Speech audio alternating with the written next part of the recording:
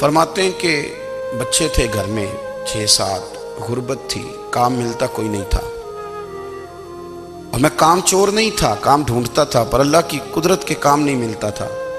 فرماتے ہیں کہ میں نے ایک دن اپنی اہلیہ سے کہا کہ آج میں پھر جاتا ہوں کام ڈھونڈنے، تو میری بیوی بڑی فرما بردار تھی، پر اس دن غربت کے ہاتھوں تنگ آ کے کہنے لگی آج نانا کوئی تو چیز لے کے آیا، تو مجھ سے بچوں کی بھوک نہیں دیکھی جاتی ہے، سب روگاں دا روگ محمد جس دا نام غریبی، کنڈ بلا کے لنگ جاندے نہیں دوست یار قریبی، آج نہ کچھ لے کے آیا تو میں بچے لے کے میکے چلی جاؤں گی۔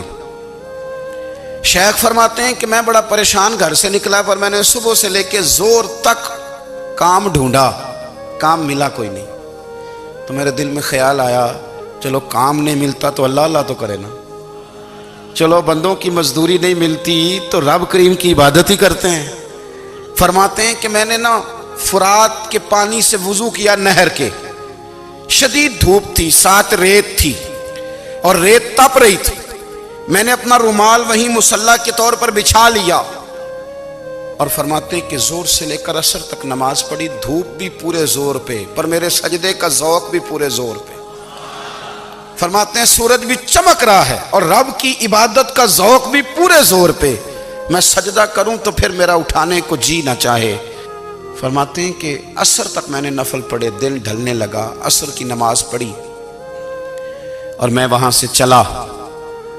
اب میں جب نکلنے لگا تو دل میں خیال آیا کہ چھوٹی چھوٹی دیواریں ہیں گھر کی، بغیر کچھ لیے جاؤں گا تو بیوی دور سے دیکھے گی تو شور کرے گی کہ پھر خالی ہاتھ آ گیا ہے۔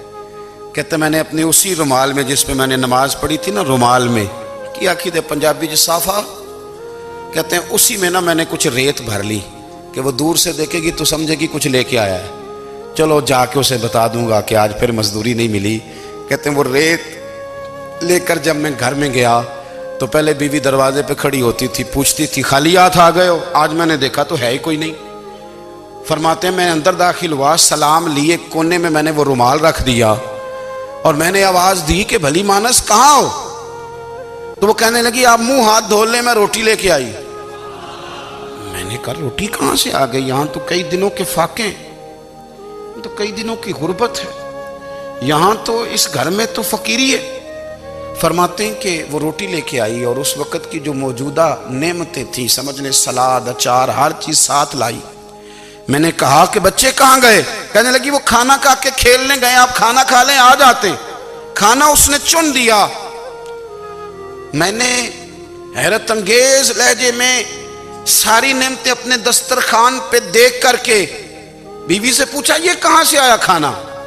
بچوں کو تو نے کہاں سے کھانا کھلایا؟ یہ سارا کچھ کیسا ہے؟